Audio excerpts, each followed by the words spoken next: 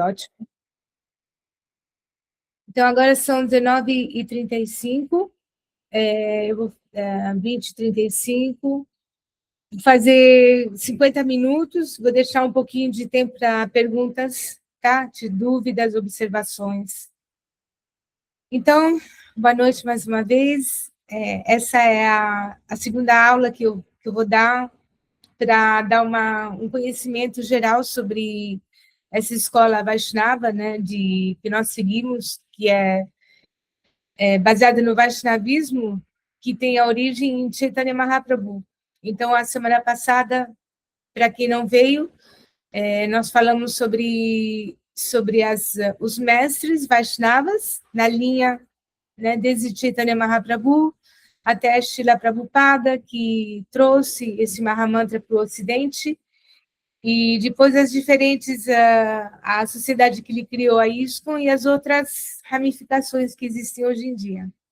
Então, hoje eu vou dar uma pequena biografia, porque a gente pode falar durante horas e horas de tantos detalhes, tantas anedotas, tantas coisas maravilhosas, mas eu vou fazer um resumo da vida de Chaitanya Mahaprabhu e sobre sua obra, sua missão, e vou compartilhar aqui só para vocês verem o personagem aqui, quem foi esse Chaitanya Mahaprabhu.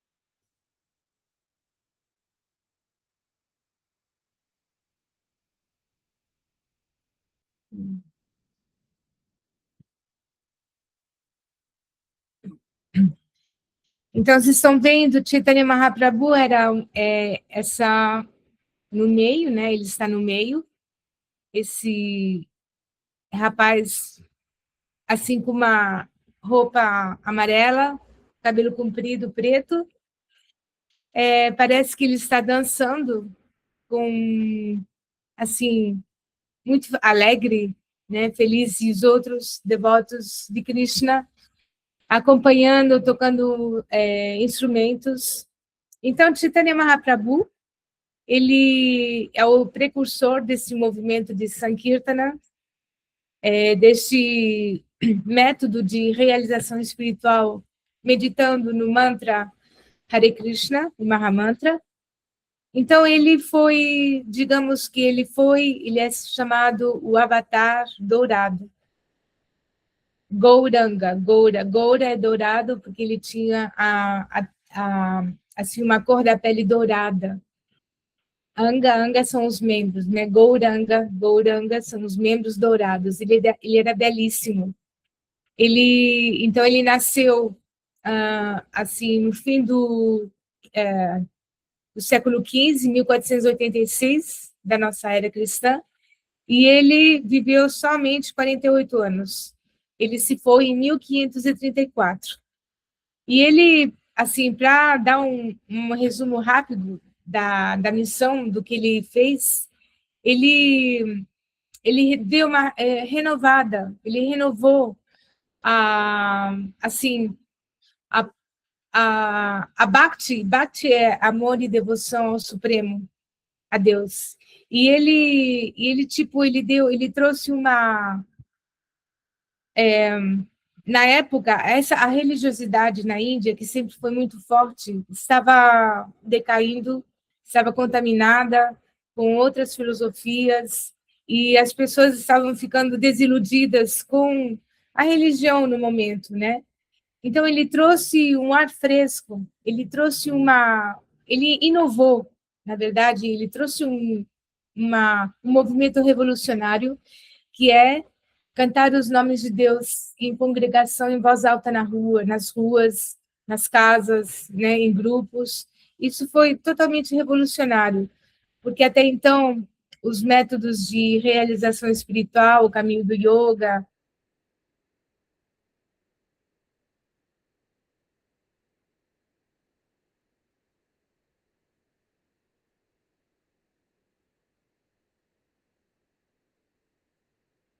espiritualidade. E ele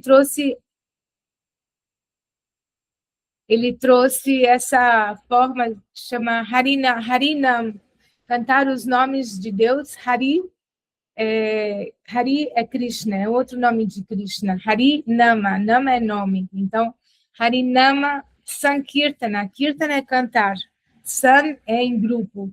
Então, o canto congregacional dos nomes sagrados de Deus, né, de Krishna. Então, esse movimento de Sankirtana é uma escola filosófica espiritual que se chama Gaudiya Vaishnavismo. O Vaishnavismo é a escola filosófica que segue a forma pessoal de adorar o Supremo, né, a fonte, como uma pessoa. E porque na cultura, nos Vedas, né, no conhecimento védico, na Índia ancestral, há duas correntes. Uma corrente se chama Mayavadi. Mayavadi quer dizer impersonalista. Significa que eles, a filosofia Vedanta ou impersonalista, eles dizem que a alma individual e a alma suprema, quando a alma individual ela se liberta da ignorância e da ilusão, ela se funde com a alma suprema e se tornam um, né? Então, essa é a concepção dos impersonalistas ou mayavadis. E os personalistas ou Vaishnavas, eles dizem que não é que está errado, está certo, mas está incompleta essa concepção.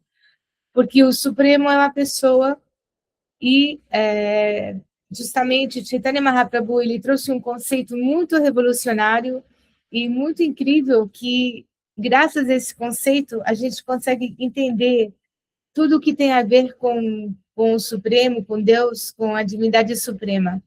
Esse conceito se chama Deus, o Supremo, né? Tudo que tem a ver com o Supremo é um e diferente simultaneamente. É inconcebivelmente um e diferente simultaneamente. Em sânscrito, é uma frase que se chama Achintya Beda Beda Tattva. Tattva é verdade. Então, Achintya é inconcebível, Beda Abeda é um e diferente simultaneamente. Então, quer dizer que nós somos um com Deus em qualidade. Nós temos as mesmas características, nós temos o mesmo DNA de Deus, mas em quantidade nós somos diferentes. Nós guardamos nossa individualidade e Ele também guarda a individualidade dele. Então, essa frase ela é incrível, porque você pode tudo que tem a ver com Deus, com o Supremo, com a fonte, se você aplicar essa fórmula, você vai entender. E se você, sem essa fórmula, sempre fica incompleto. Uma parte fica sem entendida. Então, aqui é só um resuminho sobre quem é Chaitanya Mahaprabhu. Então, Chaitanya Mahaprabhu, nascido em Mayapur, na Bengala, foi o avatar de Krishna para a era de Kali. Nós dizemos que foi Krishna, pessoalmente, que veio sob a forma de um devoto, mas eu vou explicar isso um pouquinho mais tarde. Ele apareceu no século XVI, no fim começo do século XV, século XVI, 1500, né? E foi fundador do Gaudiya Vaishnavismo. Renomado por difundir o movimento Bhakti, ele promoveu o canto congregacional do Hare Krishna Mahamantra para cultivar o amor a Deus. Seus ensinamentos, enfatizando a Achintya Beda Abeda Tattva, a simultânea unidade e diferença entre a alma e o Senhor Supremo, moldaram a prática devocional na Índia. Através de suas viagens, discípulos e do movimento de Sankirtana, Chaitanya Mahaprabhu estabeleceu um legado espiritual duradouro que perdura em todo o mundo e se espalha cada vez mais através do globo. Então, eu vou contar, assim, de forma resumida, a biografia dele, né, de Chaitanya Mahaprabhu. Então, Chaitanya Mahaprabhu, ele nasceu no vilarejo, na beira do Ganges. Atualmente, se você quiser ir lá, é a mais ou menos 3 horas de Calcutá, que é a capital da Bengala. uma cidadezinha que se chama Mayapur, e que é na beira do Ganges. E lá ele nasceu num momento muito incrível, porque era uma eclipse da Lua.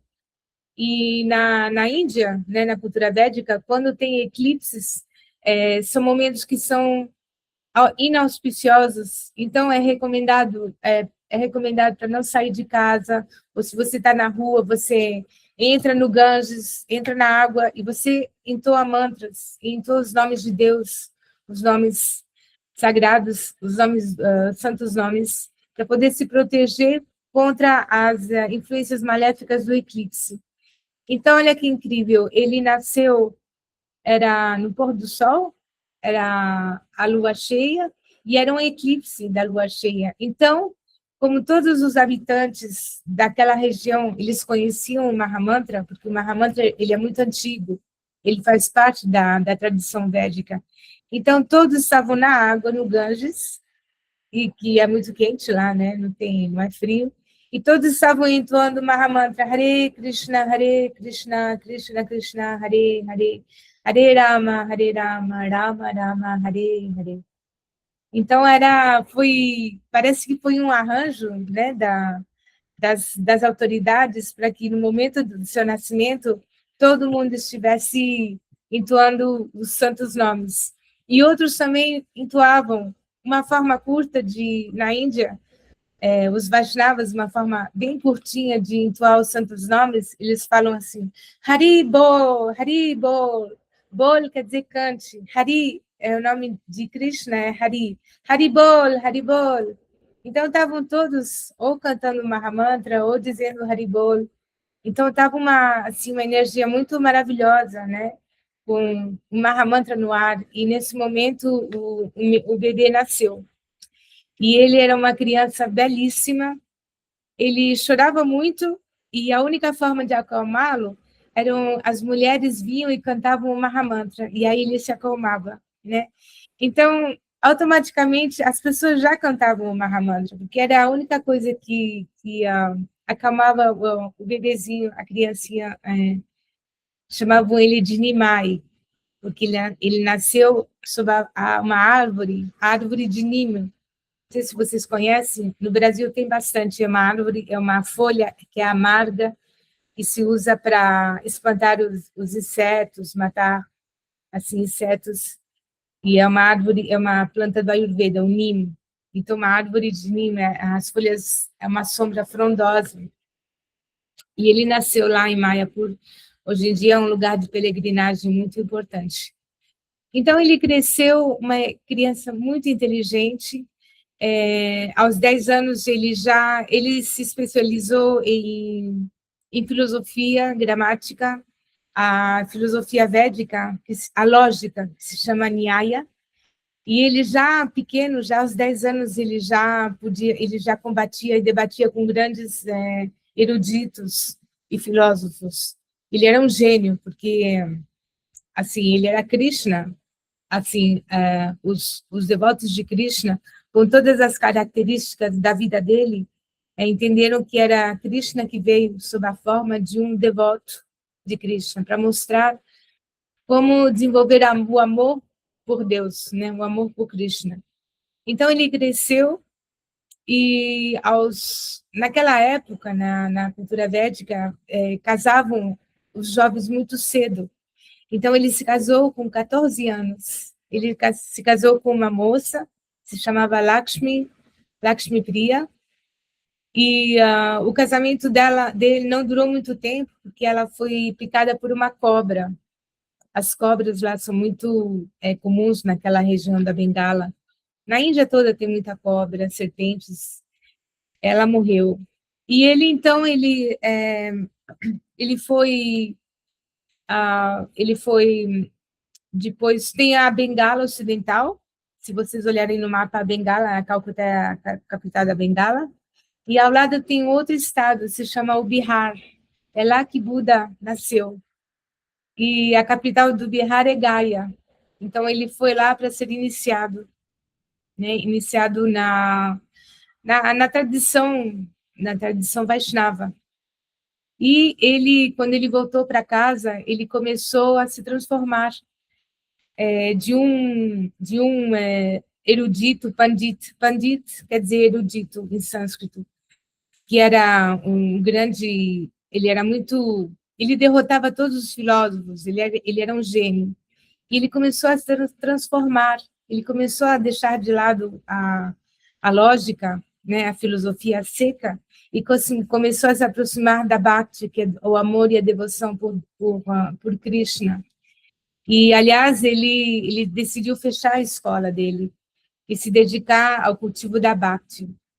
E, claro, que ele trabalhava também para poder sustentar a mãe, porque o pai morreu quando ele era ainda jovem, então ele sustentava a mãe. E, a pedido da mãe, ele se casou novamente. Ele teve duas esposas. A segunda esposa dele se chamava Vishnupriya. Então, ele foi, pouco a pouco, aliás, quando ele nasceu, eu esqueci esse detalhe, um renomado astrólogo da família, que era o pai da mãe, na verdade, era o avô, era um grande astrólogo, ele previu que ele seria uma grande personalidade muito famosa. Ele deu o nome de Vishvambar. Vishva quer dizer universo. Então, ele foi conhecido como Vishvambar, Nimai, porque ele nasceu sob uma árvore de Nim, e Gouranga, porque ele tinha os membros de cor dourada. E depois, muito rápido, ele então ele começou então a pregar, porque ele entendeu, né, que muito cedo que a meta da vida humana era despertar o amor por Deus, que era realmente o que podia dar felicidade à alma, e que a vida humana, a meta da vida humana era despertar esse amor dormente, esse amor por Deus. Então, ele começou a...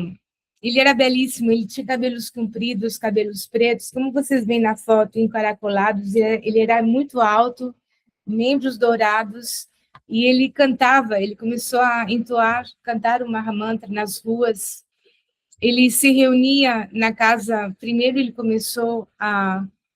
se reunia em fechado na casa de Srivas Pandit, que era um amigo dele. Ele tinha vários associados. E assim, durante a madrugada, né, de noite, fechados, eles cantavam o Mahamantra, cantavam os nomes de Krishna, cantavam, dançavam em êxtase, e, assim, tinham tantas emoções de amor. E ele começou, então, a trazer esse êxtase de cantar os santos nomes em grupo, ele levou isso para as ruas. Então, eles começaram. Era uma prática, assim, revolucionária, porque ninguém fazia isso. Ninguém cantava os nomes de Deus na rua, em voz alta, com instrumentos, como se fosse um carnaval espiritual, né? Então, ele inaugurou esse movimento de Sankirtana. Harinam, Harinam, Hari é Krishna, Nam, o nome de Hari. Então, cantar em congregação os nomes de Hari. E aí, então, ele começou a ter muito sucesso, ter muitos seguidores, e teve muitas histórias, ele fazia milagres, ele, assim, ele tocava as pessoas e imediatamente as pessoas ficavam loucas de êxtase, de amor por Krishna. Mas, ao mesmo tempo, como essa região na Mayapur, Navadvip, vocês têm que saber, não sei se vocês sabem, Calcutá foi a capital do Império Inglês, quando os britânicos dominavam a Índia. Eu vou tirar essa foto aqui para poder ver todo mundo aqui, não sei se tem. Quando os britânicos eles dominavam a Índia, Calcutá era a capital. A cultura era muito desenvolvida, e a região da Bengala, Navadvip, em Mayapur, tinha filósofos de toda a Índia que vinham, eruditos, né, para debater a filosofia. Se tornou também o centro do Vaishnavismo. Gaudiya Vaishnava é porque essa região onde ele nasceu era Gauda, a região de Gauda, a província, né? Então, Gaudiya Vaishnava. Que tem outras escolas Vaishnavas. Tem escolas do sul da Índia, de diferentes partes, né? Tem 4 escolas Vaishnavas. E essa dele é muito característica e nasceu nessa região, Gaudiya. Então, se chama Gaudiya Vaishnavismo. Então, ele começou, os grandes eruditos ou pandits começaram a desafiá-lo e dizendo, achando que ele era um sentimentalista. Ah, mas por que você canta os nomes de Krishna e você só faz isso na vida? Tipo, você não é muito inteligente, por que você não prega a filosofia, né? A erudição, os Vedas, você só canta o Mahamantra?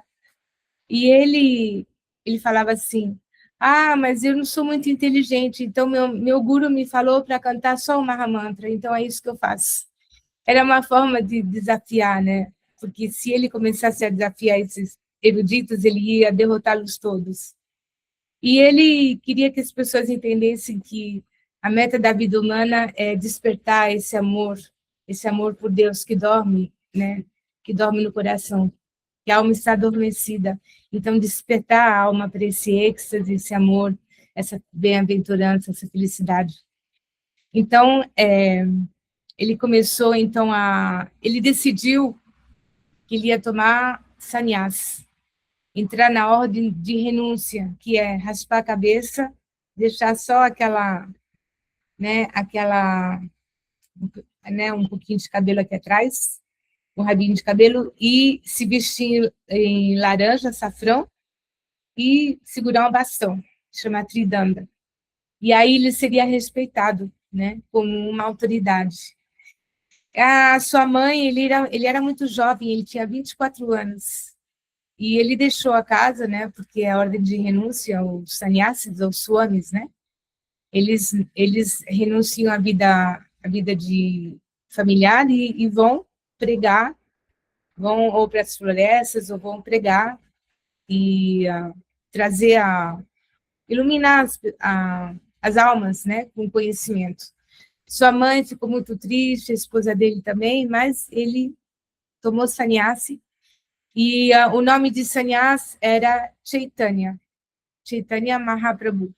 Mahaprabhu Prabhu quer dizer mestre, o Senhor. Maha quer dizer grande, né? Maha Mantra. Então, Mahaprabhu, o grande mestre. Então, ele foi chamado de Chaitanya Mahaprabhu. E aí, ele viajou por toda a Índia, o sul da Índia, e aí ele converteu todas as pessoas que ele tocava, ele ensinava o Mahamantra, ele abraçava as pessoas imediatamente se enchiam de êxtase, pulavam e cantavam o Mahamantra. Por todos os lugares que ele passava, ele tocava as pessoas. E tem até relatos dos portugueses naquela época, que eles também, 1500, olha que incrível, era a época do Renascimento na Europa, né? Foi a época que Pedro Álvares Cabral e aqueles navegadores portugueses vieram para a América do Sul, descobrindo o Brasil, os espanhóis também, né? Aqueles exploradores, que eles estavam procurando um caminho para chegar nas Índias, na verdade, porque a capital, o centro do mundo era a Índia, e era todas as especiarias, né, assim, as essências, as sedas, os panos, tudo de mais assim lindo e refinado, né, os perfumes, as essências, as especiarias, tudo vinha da Índia naquela época. Então tinha os britânicos, não, os britânicos ainda não, mas tinha os muçulmanos que tinham invadido a Índia, já estavam na Índia. Tanto é que Chaitanya Mahaprabhu, ele converteu muçulmanos no Vaishnavismo. E tem um que é muito, muito famoso, que se chama Haridas Thakur, que era um muçulmano, e os muçulmanos na Índia eram muito piedosos. Na verdade, eram hindus que foram convertidos ao Islã. Sempre que tem, por exemplo, porque os brahmanas na Índia, eles foram muito abusivos, muito Eles abusaram do poder, da posição, né? Os brahmanas é a classe de eruditos que devem guiar a sociedade. E por causa do abuso dos brahmanas, muita gente se converteu para o Islã, depois se converteram para o cristianismo. Mas isso daí foi culpa dos hindus, porque eles que se desviaram, né, dos ensinamentos originais, e aí as pessoas pulam do barco, mudam de campo, né? Então, Chaitanya Mahaprabhu, ele fez o sul da Índia toda, tem até lugares onde você pode, onde ele passou, né, ele ficou, e tem até, ele ficou um tempo perto de Madras, para quem conhece Madras, que é no sul da Índia, e ele fez alguns discípulos que mais tarde foram no norte da Índia, e se tornaram os discípulos mais assim mais próximos dele, que foram os Goswamis de Vrindavan. Ele mandou esses Goswamis, né, que eram esses sábios, para Vrindavana, que foi o lugar onde Krishna nasceu e cresceu, há 5.000 anos atrás. Mas há 500 anos atrás, todos os lugares de passatempos de Krishna foram abandonados, cobertos. Ninguém sabia mais de nada, foi perdido com o tempo. Muito pouco foi preservado. Então, Chaitanya Mahaprabhu, ele foi para Vrindavan, e os 6 Goswamis, que eram os discípulos mais próximos dele, ficaram lá para escavar, para encontrar de novo os lugares onde Krishna tinha feito os passatempos deles. Então, na verdade, Chaitanya Mahaprabhu, ele não escreveu nada. Aliás, sim, ele escreveu um livro que depois esse livro sumiu. Tem uma história mística sobre esse livro, foi jogado no Ganges. Ele deixou 8 instruções, que é o Shikshastakam. As sacerdotisas, quando elas entoam os mantras akáshicos, tem o Shikshastakam, que é a primeira instrução, de 8 versos, né?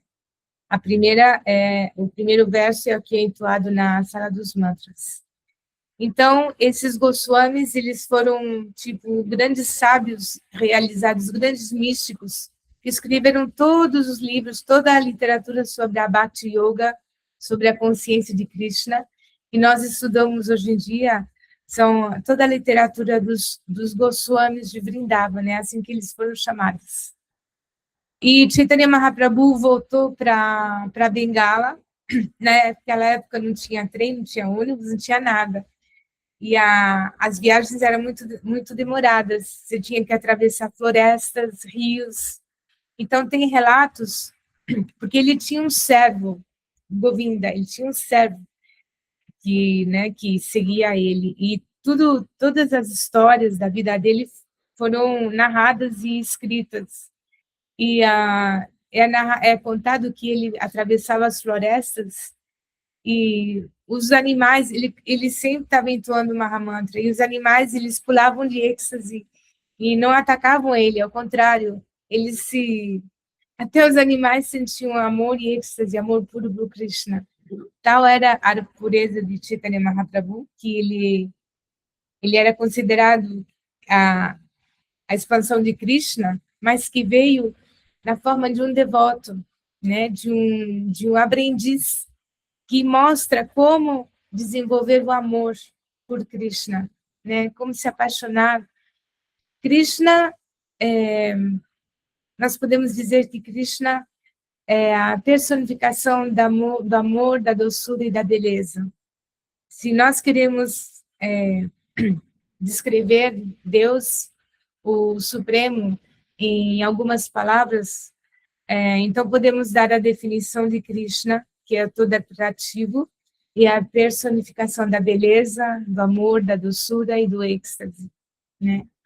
Tudo isso é que toda alma procura no fundo dela mesma, é isso, a beleza, o amor, o êxtase, a bem-aventurança, e Krishna é tudo isso. E Chaitanya, ele mostrou que cantando o mantra Hare Krishna nessa era de Kali, que é tão degradada e tão complicada e tão poluída, e todas as outras formas de realização espiritual são muito difíceis. meditar em silêncio, ir para os Himalaias, fazer o yoga tradicional, Ashtanga Yoga, todos são práticas, pranayamas, a ciência dos pranayamas, o que a gente pratica aqui na sala dos mantras, isso daqui é água com açúcar, porque a ciência dos pranayamas é extremamente austera. Eu morei no ashram de pranayamas no sul da Índia durante 3 meses, e eu posso dizer para vocês que, olha, é muito difícil. E cantar o mantra Hare Krishna mesmo, você tem que levantar cedo de manhã, mas é muito mais fácil. Então, através do cantar do Mahamantra Hare Krishna, que é considerada, como diz na Bhagavad Gita, que o Senhor Supremo ele aparece em cada era, quando a irreligião domina, então ele aparece para destruir a irreligião e restabelecer o Dharma, os princípios da religião. E nessa era de Kali, como todos os métodos de realização espiritual são extremamente difíceis, e também tem outra coisa, que esses métodos de realização espiritual eram para quem? Para uma parte muito reduzida da humanidade. São o quê? Homens, celibatos ou renunciantes, né? E os outros, como é que fazem? Não podem se realizar? As mulheres, né? Sobretudo as mulheres, as crianças, os homens que não são renunciantes nem celibatos. Então, como é que fica o resto da população? Eles não têm direito a se realizar? Então, por isso que essa forma de meditação e cantar o Mahamantra, entoar o Mahamantra em congregação, em grupo, é uma forma de realização espiritual que todos podem praticar. É de graça, não tem hora, você pode cantar o Mahamantra em qualquer circunstância, qualquer lugar, não tem sexo, não tem classe social, é diretamente a alma, ela com Deus, né?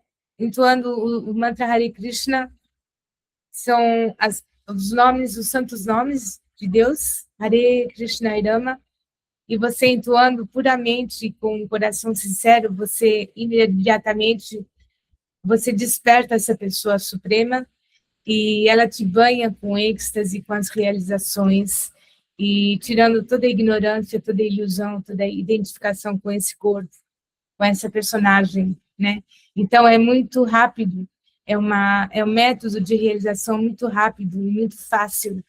Embora pareça difícil, se você comparar com outros métodos de realização espiritual, que eles tinham muitas regras, muitas condições. O entorno do Mahamantra não tem tudo isso. Ele é realmente muito fácil, né? E é acessível a todos, qualquer classe social, raça, rico, pobre, homem, mulher, doente. Você pode estar doente e entoar o Mahamantra na cama do hospital, no leito de morte, num carro, num avião, num trem, embaixo da água, no ar, em qualquer circunstância, de noite, de dia, no banheiro, na cozinha, num palácio, numa favela, qualquer lugar, você pode entoar o Mahamantra. E isso não requer que você abandone a família, o trabalho. Enfim, é realmente uma fórmula muito inclusivista de se praticar a espiritualidade, né? E ela é alegre, é uma forma alegre, não é austera, e realmente você sente muito rápido os resultados, né, dessa prática. Então, Chaitanya Mahaprabhu, ele voltou para... Você tem a Bengala, e embaixo da Bengala tem outro estado, que chama Orissa, e tem uma cidade na beira do mar, que se chama Puri, onde você tem aquelas imagens de o Senhor Supremo na forma de Jagannatha. Jagannatha é... Deixa eu ver se eu tenho aqui para mostrar para vocês. É uma forma de Krishna que ela tem olhos bem grandes, está sempre sorrindo. Não tem braços, tem braços bem curtinhos e é bem gordinho. E ele é acompanhado do irmão dele e da irmã. São 3, Jagannatha, Subhadra, Baladeva. Então, ele foi para essa cidade, chama Puri. E lá é uma cidade também na beira do mar, muito mística. E lá ele morou, ele residiu até o fim da vida dele. Chegou lá com 30 anos, até os 48 anos, ele residiu em Puri.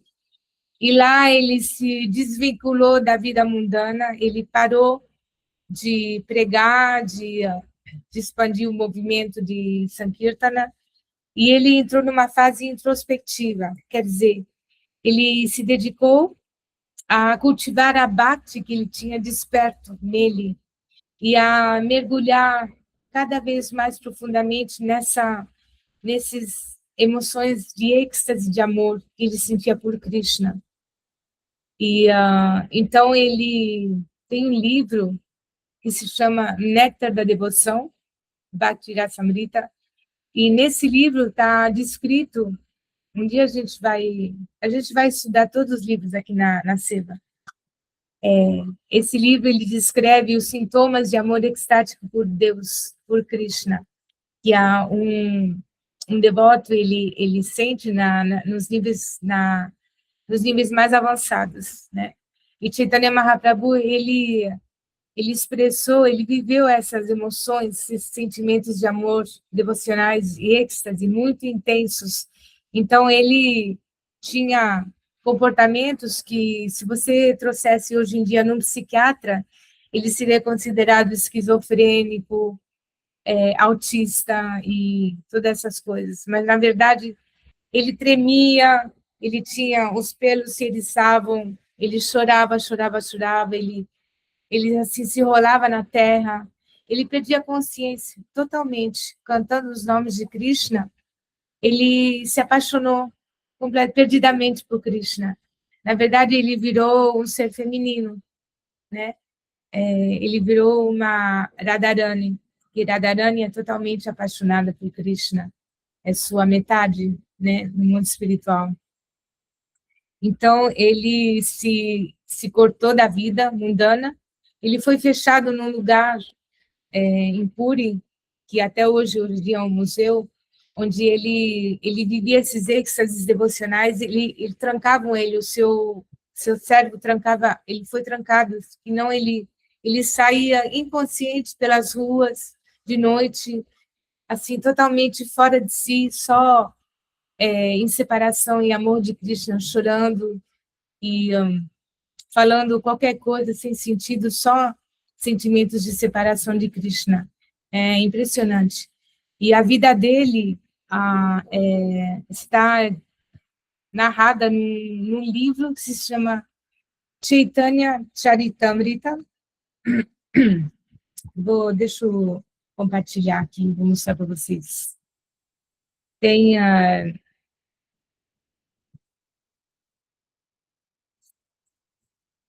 opa,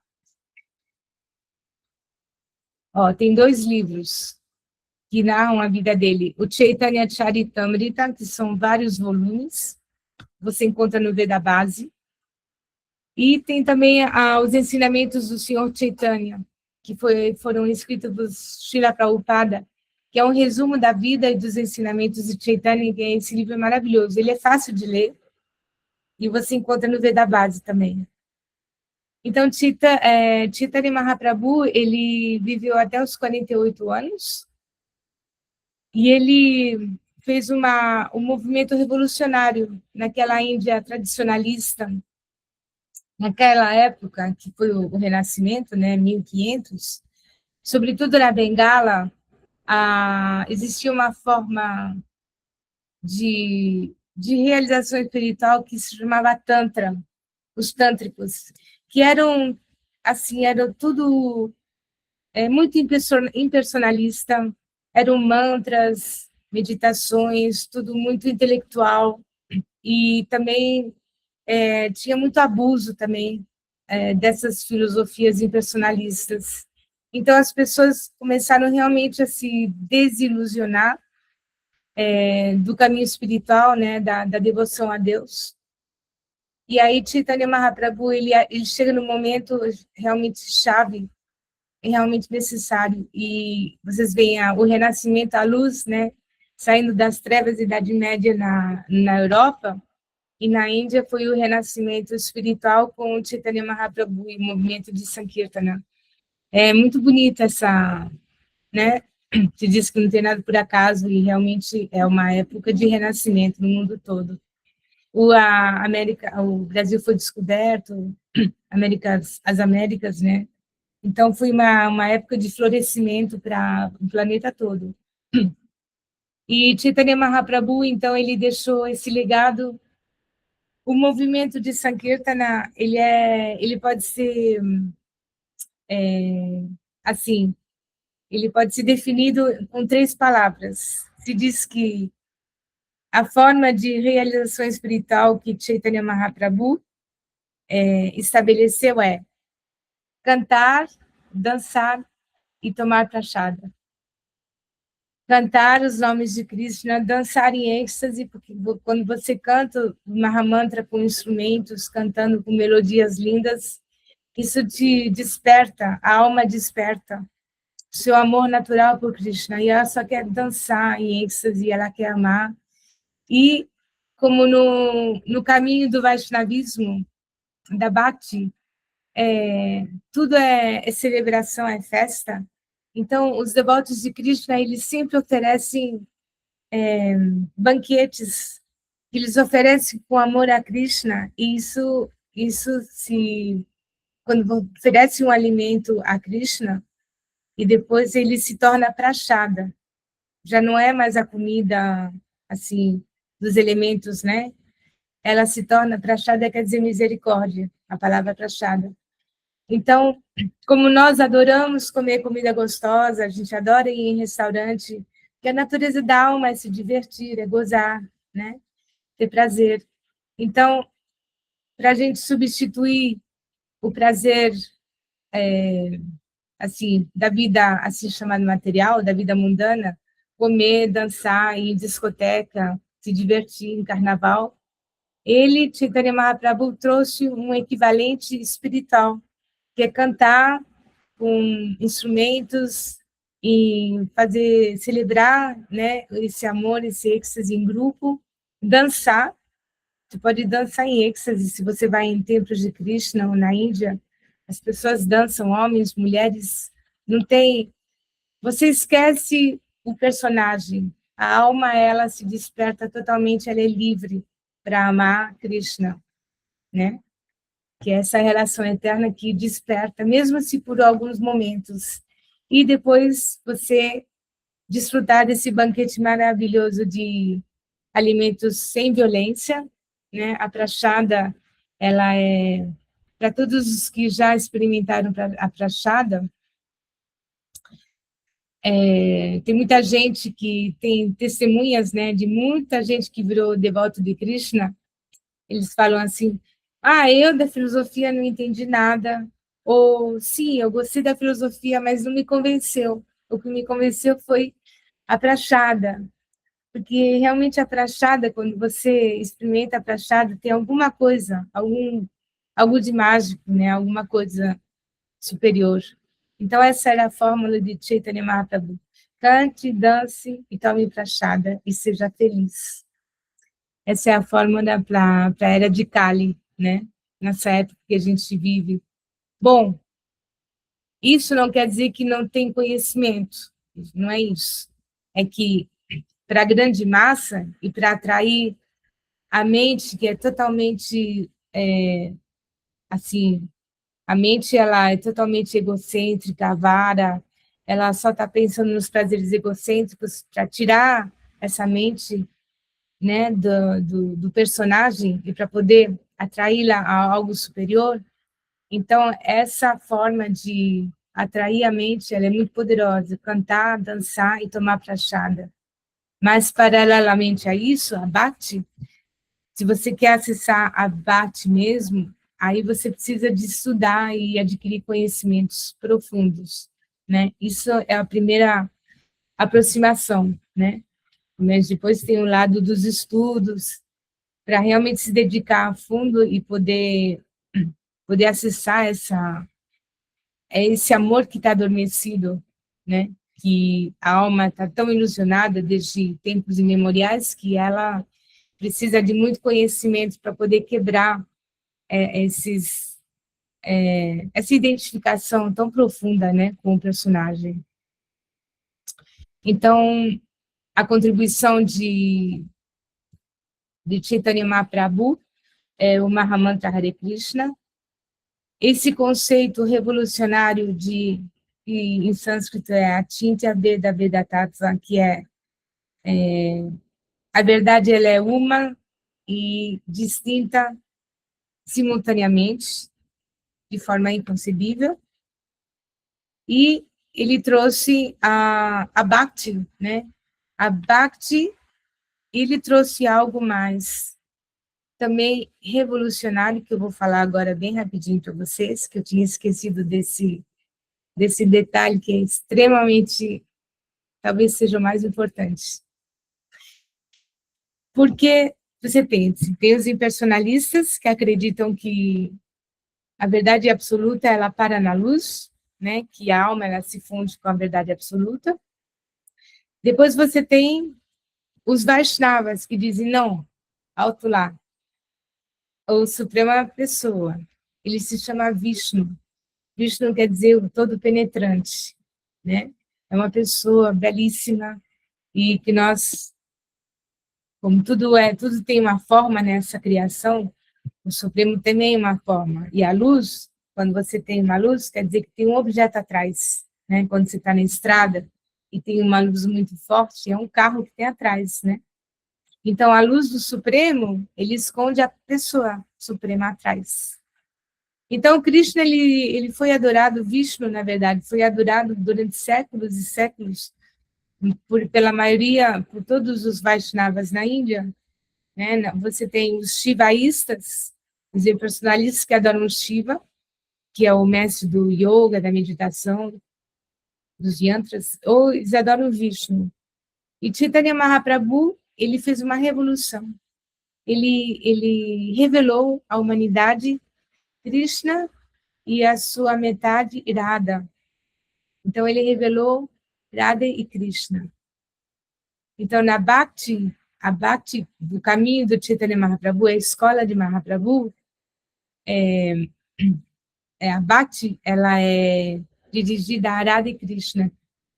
Então, Vishnu, ele toma um segundo plano e Krishna aparece nesse contexto como um ser que quando você fala Deus, Krishna é Deus, parece estranho, porque ele não tem nada das características de Deus que nós imaginamos, um ser muito sóbrio, majestoso, muito poderoso. Krishna não tem nada a ver com isso, mas é uma outra forma de Deus, né? Que Krishna, ele aparece para aquelas almas inocentes, né? Que procuram a doçura do amor íntimo, e Krishna, ele oferece isso, mas ele vem com Radha. Radha é a sua metade, é a personificação da Bhakti, do amor. Então, os devotos de Krishna, eles desenvolvem a adoração por Radha e o amor por Radharani, porque Radharani é o ser que é mais apaixonado, que ama mais Krishna, é Radharani. Então, ela mostra como você pode se aproximar de Krishna e desenvolver o amor através de Radha, né? Radharani. Então, Chaitanya Mahaprabhu, ele apresentou para o mundo esse aspecto de Deus que não tem nada a ver com Deus que a gente imagina, o que a gente aprende, e é algo que nós estudamos, porque, assim, não dá para entender, é muito complexo, né? A imagem de que Krishna é um jovem belíssimo, que ele cuida das vaquinhas, e ele toca flauta, e ele se diverte no rio com seus amigos, e ele cultiva o amor romântico com sua amada Radha. Em algumas palavras, a gente pode definir Krishna assim, mas Krishna é muito mais complexo.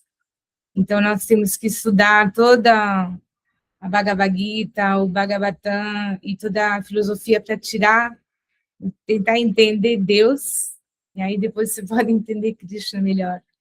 Mas, assim, essa é a contribuição de Chaitanya Mahaprabhu. Ele trouxe um movimento que é só... Normalmente, os devotos de Krishna, eles trazem essas qualidades de simplicidade, de doçura, né, de beleza, de compaixão, a compaixão extrema, porque... Eu vou parar aqui, tá? A última coisa que eu vou falar. Krishna, ele falou a Bhagavad Gita para Arjuna, há 5.000 anos atrás. Ele explica a ciência do yoga, que é muito difícil. E no fim da Bhagavad Gita, ele fala, bom, Arjuna, eu já te contei tudo, agora você decida. Se você quiser, me segue. Nós somos amigos, eu te amo. Se você for meu amigo, sincero, sem inveja e nada, eu te dou tudo. Você vai ser muito feliz, assim, em algumas palavras. Mas nessa época onde nós vivemos, mesmo a Bhagavad Gita é muito difícil de entender, né? Para a época materialista onde a gente vive, mesmo a Bhagavad Gita é difícil. Então, Chaitanya veio e falou, esquece tudo, só cante o Mahamantra e seja feliz. Então, Chaitanya, tipo, ele quebrou as barreiras, né, a represa.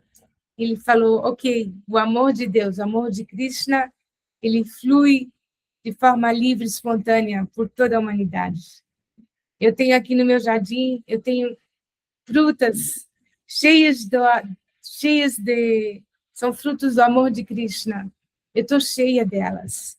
Se você experimentou essa fruta, você não pode mais largá-la, você vai querer mais e mais. Então, venha comigo e me ajude a distribuir essas frutas. Porque o suco e o néctar que tem nessas frutas vai nutrir, vai alimentar toda a humanidade, e é isso que eles precisam. E todas as almas querem ser felizes, querem experimentar o êxtase do amor. Então, por favor, venha, se você entendeu essa filosofia, e se você experimentou um pouquinho do gostinho superior do amor de Krishna, então venha comigo, e vamos juntos distribuir essas frutas do amor de Krishna. Chaitanya Mahaprabhu, ele é isso. Ele não tem regras, ele vai além de caça, de sexo, de raça, de nível social, ele só quer dar livremente o amor extático por Krishna, por Deus, para a humanidade. Então, essa é a missão de Chaitanya Mahaprabhu. Ela é sublime, e nós estamos tentando aqui dar uma gotinha do que a gente recebeu, tentar passar para frente. E se você foi tocada por essa gotinha, você também pode passar ela para frente. E quanto mais você distribui, mais você se enche. O reservatório é assim. Você dá e você recebe muito mais. E cada vez mais você dá e mais você recebe. É o contrário das contas de banco, né? A conta de banco é ao contrário. Mas no plano espiritual é assim, mais você dá e mais o reservatório se enche cada vez mais. Maravilhoso. Bom, eu vou parar por aqui. Se eu gostaria de ouvir algum comentário, perguntas, alguma realização, observação, por favor. Vocês podem abrir as câmeras, se vocês puderem, porque eu sozinha aqui, eu me sinto meio abandonada. Oi, Bianca.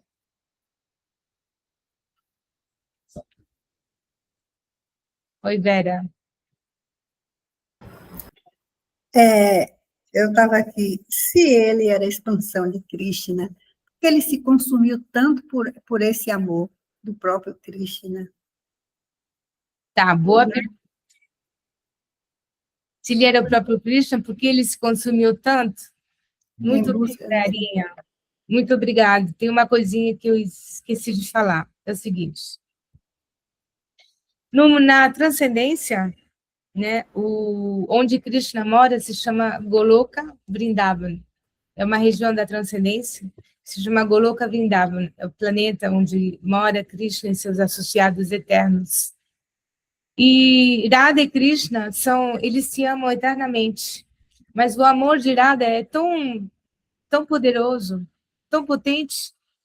E Krishna, ele sempre pensa, mas como é que ela me ama tanto? Eu não consigo sentir o que ela sente. Radha, ela é louca de amor por Krishna, ela delira. se você vê a vida de Radharani, as histórias, ela está sempre assim, fora de si, totalmente apaixonada e doidinha por Krishna. E Krishna pensa assim, mas eu gostaria de experimentar um pouquinho do que ela sente, eu quero ver. Então, ele veio como Chaitanya Mahaprabhu, na verdade, ele veio, por que ele tem a cor dourada? Porque Radha tem a cor da pele dourada. Então, Chaitanya é a forma combinada de Radha e Krishna. Então, ele veio para experimentar esse amor que ela sente. Então, Chaitanya, no fim da vida, quer dizer, a partir dos 30 anos, quando ele se dedicou a viver sua vida, sua bhakti interna, ele era como uma Radharani. Ele não era Krishna. É Krishna disfarçado, na verdade. Krishna disfarçado de devoto. E como Radharani ela é considerada a maior devota, a maior, totalmente devotada a Krishna, então Chaitanya era uma Radharani. Era um homem, forma externa de homem, mas a alma e o coração de uma mulher, de uma alma feminina, totalmente apaixonada e louca de amor. E como ele se absorvia no canto do Mahamantra, e ele ouvia, ele pedia para os seus amigos íntimos para ouvir todas as histórias de Krishna. E ele, ouvindo as histórias de Krishna, ele entrava em êxtases profundos. Prema, Krishna Prema, e são as emoções devocionais, né, os sentimentos devocionais muito profundos. E então ele não era mais Krishna, na verdade ele era Radha. Ele teve uma metamorfose mística, ele se transformou em Radha. Embora ele tinha o corpo de um homem, mas ele era tão belo que ele era meio andrógeno, Chaitanya Mahaprabhu. Ele era belíssimo. Então, ele vivia os êxtases de uma mulher, de uma amante, apaixonada por Krishna. Né? Por isso, ele não era mais Krishna, ele era Radha, na verdade. E Chaitanya, ele veio para mostrar como nós, né, uma alma, ela pode despertar esse amor apaixonado por Deus, através do cantar do Mahamantra e de ouvir falar as histórias de Krishna, Krishna Lila. Só isso. É uma forma de yoga muito simples e muito, muito elevada. Obrigada, Dê, pela explicação. Esclareceu? Entendi, sim. Obrigada. Porque Krishna, ele é real, ele existe na transcendência. Só nós que, com o nosso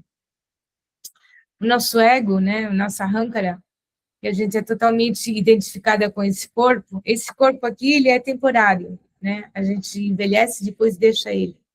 Mas nós temos uma forma espiritual.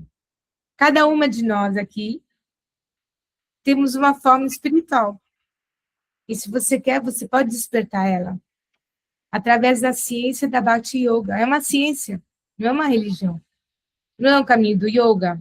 Yoga é uma ciência, certo? Você tem vários tipos de yoga. A gente cultiva a Bhakti Yoga, que é a yoga do amor. E você, através de um mestre autêntico, você cultivando o conhecimento e a devoção através de práticas, são práticas simples. Então, você pode despertar essa forma espiritual. E é essa forma que vai se apaixonar por Krishna. Não é a Vera, ou a Devi, ou a Bianca. Essa aqui é a personagem, ela aqui está fora. Mas é a nossa essência, que é uma pessoa, que tem uma forma, nossa forma espiritual, que é uma pessoinha eterna. A gente pode descobrir nossa forma. Né? E essa é uma meditação, já é o lado místico da Bhakti. Né?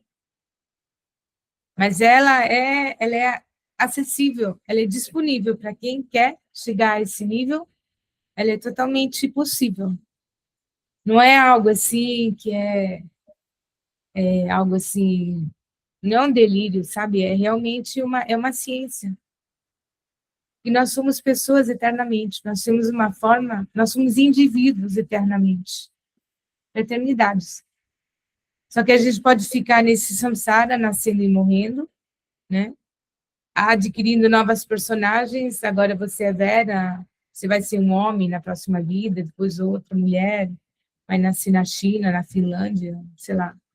Ou você pode dizer o quê? Chega, não tem mais nada, não me interessa, não tem mais isso aqui, já experimentei tudo. Agora eu quero encontrar a felicidade sem velhice, sem doença, sem morte. Quero despertar minha verdadeira pessoa espiritual eterna. E isso é possível, é uma ciência.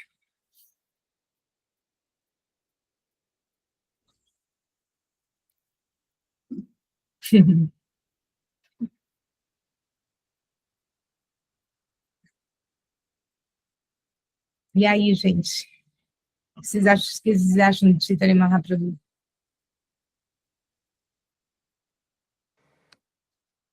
Eu tenho que estudar muito, Devi. Mas eu amei a sua aula. Muito obrigada pela oportunidade de aprender com você. Você é mágica. Você é linda. Obrigada por compartilhar o teu conhecimento. Olha, se vocês querem ter um pouquinho, assim, uma ideia de quem é Chaitanya Mahaprabhu, vocês vão no Veda Base. Vocês conhecem o Veda Base? Você já viu, Vera? Você já entrou no Google, no Google? Veda Base. Eu vou colocar no grupo, tá? Tem em português, tem em todas as línguas. E tem o Chaitanya Charitamrita, que são Chaitanya que os ensinamentos dele e as relações dele com os seus alunos, com os seus associados, é lindo, é muito doce e é cheio de filosofia. Vocês podem dar uma olhada no Chaitanya Charitamrita. A gente não estuda ainda, porque a gente tem que fazer a Bhagavad Gita, o Srimad Bhagavatam. Você tem que entender os conceitos de base para poder entender o Chaitanya Charitamrita. Porque se você pensa que você é esse personagem, essa pessoa, nem adianta ler o Chaitanya, os ensinamentos. Então, a gente tem que começar pelo ABC, entender que nós não somos esse corpo, que somos uma alma eterna, Satitananda, né? Que tudo isso é uma simulação, ou Maya, que não é real, que é um sonho induzido. E aí, com essa compreensão, por que que existe essa criação? Qual é o sentido de estar vivendo esse samsara? Tem que entender isso antes de poder entender o êxtase de amor a Deus. Então, quem é Deus? Por que eu estou sofrendo tanto? Quem é esse Deus? Né? Que eu tenho que sofrer karma? Né? Tá perdendo os entes queridos e tendo que renascer de novo, se eu renasço, né? Se existe. Mas por que tudo isso, né? E quando você entende qual o sentido dessa criação, que na verdade essa simulação é uma criação de Deus para maturar a alma, que a gente está nessa ilusão, né, nessa identificação com o corpo desde tempos imemoriais, e então a gente tem muito abuso de poder, muito egocentrismo, muita avareza, né, todas essas contaminações, mas sabendo que a alma ela é pura e que isso é um envelope ilusório, na verdade, é tudo feito de partículas, né? Tudo esse corpo, tudo que a gente vê, tudo são partículas, tudo é uma realidade virtual. Mas para entender isso, você tem que estudar, porque só falando assim é difícil de entender, né? Então, o que a gente estuda aqui no tratado, no Bhagavatam, isso te dá uma compreensão mais profunda da realidade que não é real, que é uma realidade simulada, né? Então, essa compreensão te ajuda a entender que existe um lugar real, que é a transcendência, e que se nós quisermos, se a alma ela deseja, ela pode despertar desse sonho, a gente tá, né? Estamos sonhando, a alma ela vive ela está fixa na transcendência. Aqui é uma expansão do Atma, né? Assim como você está deitada na cama e você sonha que você vai para o Machu Picchu, no sonho você está sonhando, tudo é lindo, tudo é real, mas aí o despertador toca, você acorda, era só um sonho, você está num lugar onde você nunca saiu, que é a cama. E a mesma coisa, em uma outra proporção, mas é a mesma metáfora, mesma analogia. A centelha divina é parte de Deus, e Deus, a transcendência, ela não sai da transcendência, como um bebê no berçário, né? Então, a alma está dormindo e está sonhando, ela entra num sonho induzido, porque ela se acha o Deus do mundo. Obrigada, Vrindavani. Boa noite. Muito obrigada.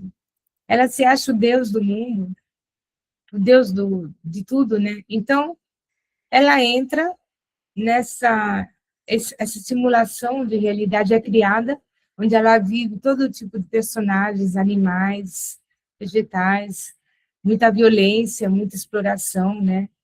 E pouquinho a pouquinho vai sendo decantado com o sofrimento, né? Vai decantando, vai amaciando, maturando a alma, ela vai sofrendo, sofrendo, ela fica mais humilde. No começo ela é muito orgulhosa, né? Cheia de poder, e pouco a pouco ela vai sendo esmagada, e chega um momento que chega uma vida que a alma desperta e diz, ok, chega, não quero mais sofrer, tá aqui. A vida é isso, não tem mais alguma coisa? E aí, se você for muito afortunada, você vai encontrar um mestre autêntico e um conhecimento autêntico que vai te abrir os olhos e vai dizer, não, você não é tudo isso, você é outra coisa. E tem um meio para você adquirir esse bem, né? Essa realização, voltar a ser realmente quem você é. E esse é o caminho do yoga, do Bhakti Yoga, e a meditação com o Mahamantra, o Bhakti Yoga, é um caminho muito eficaz, muito rápido, e é o único que pode te dar a realização de despertar na transcendência, né? O caminho do amor por Krishna, da consciência de Krishna, porque tem muitos caminhos espirituais, né? E não é verdade que todos os caminhos levam a Roma, isso não é verdade. E cada caminho vai te levar a um estado diferente, né? Tem uns que te levam só até a luz, outros que te levam até o nirvana, o budismo, sabe? Então, não é que todos os caminhos levam à mesma coisa. No começo, sim, tá? Porque no conhecimento védico, o conhecimento do yoga, falam que a gente não é esse corpo, que é a alma, né? No começo, sim, porque você vê na Bhagavad Gita, é um conhecimento igual que é para os impersonalistas, para os Vaishnavas, mas depois chega um ponto que aí você tem bifurcações, né? Você tem opções, e a alma é livre, né, de escolher. O amor é livre, e não é forçado. Tem uns que são felizes com Jesus, que se contentam, e está tudo bem, não está errado. Mas tem almas que são mais vorazes, que não se contentam, e querem realizar realmente a sua forma espiritual eterna, para amar Deus eternamente, numa relação íntima de amor, né? Então, Krishna, ele oferece isso na transcendência, você ser a mãe dele, o pai, um amiguinho, uma namoradinha. É muito inocente, é muito puro, é tudo transcendental. Não tem nada que ver com as nossas concepções daqui, mas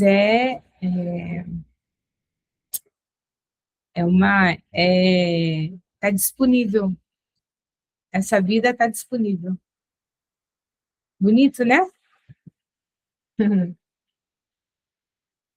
E, e tudo isso tá descrito nos livros, na literatura que os Goswamis escreveram, tudo isso está descrito. Eu não estou inventando nada. Tudo isso está descrito e tem muita coisa, muita informação, né, que você obtém através de grandes sábios, Vaishnavas, né? É é um caminho muito rico, muito rico. Realmente te leva muito longe, né? E é rápido. E se diz que no momento da morte, se você experimenta nem que for uma gotinha desse amor por Krishna, se você tem impresso nem que seja uma gotinha pequenininha, não se diz que no momento da morte, antes de toda a vida toda, ela é um filme da vida, né? E as impressões mais fortes que você tem, é elas que vão prevalecer. E está mesmo escrito na Bhagavad Gita que você vai receber o próximo corpo de acordo com a consciência que você tinha no momento da morte. Então, se você consegue obter uma gotinha desse amor extático por Krishna no seu coração, se tem alguma tatuagem, né, desse amor, nem que seja uma gotinha, ele é tão potente que, se você lembrar desse amor, no último momento, você desperta, você é levado, você desperta na transcendência. Porque ele vai sobrepor todas as outras experiências, todas as outras sensações. É o que vai realmente dominar a alma, é esse amor por Krishna. Nem que seja uma gotinha, né? Por isso que é importante, tudo que a gente faz, o sadhana, estudar, tudo são, tipo, a gente vai criando impressões na consciência, né? Chama samskaras. E tudo isso, no momento da morte, vai contar, né? Porque você vai fazer um inventário muito rápido, né, da vida toda. E o que mais te marcou é isso que vai te levar para a próxima vida. Por isso que a gente tem que saber o que a gente cultiva, né, na vida. Porque o momento da morte ele é decisivo para o futuro. E todos os sábios védicos dizem isso, não só os Vaishnavas. Isso é um conhecimento védico geral, que a vida é uma preparação para o momento da morte, né? E mesmo se a gente está em coma ou em dor, na dor, essa consciência ela está aí, tá no ser. Então essa consciência ela vai te levar, né, para o lugar que você desejou no fundo. Então por isso que é muito importante a associação é mais importante. Associação, porque sem associação a gente nem consegue levantar da cama, quanto mais cantar Hare Krishna, né? A gente tem que ser puxada, empurrada pelos outros, senão sozinha, ó, não dá. Tá bom, gente? Então, muito obrigada pela associação, pela participação de vocês. E o vídeo depois vai ficar disponível e eu vou depois enviar o PDF para todos vocês, tá bom? Muito obrigada. Hare Krishna, Krishna Krishna, Hare Hare. Hare Rama, Rama Rama, Hare Hare. Ó energia suprema, amor divina, ó Mahamantra, auspicioso, libertador do ser, desperta-me, eleva-me, envolve-me, protege-me, Hare Krishna. Tchau, tchau, gente. Tchau. Muito obrigada. Tchau, tchau.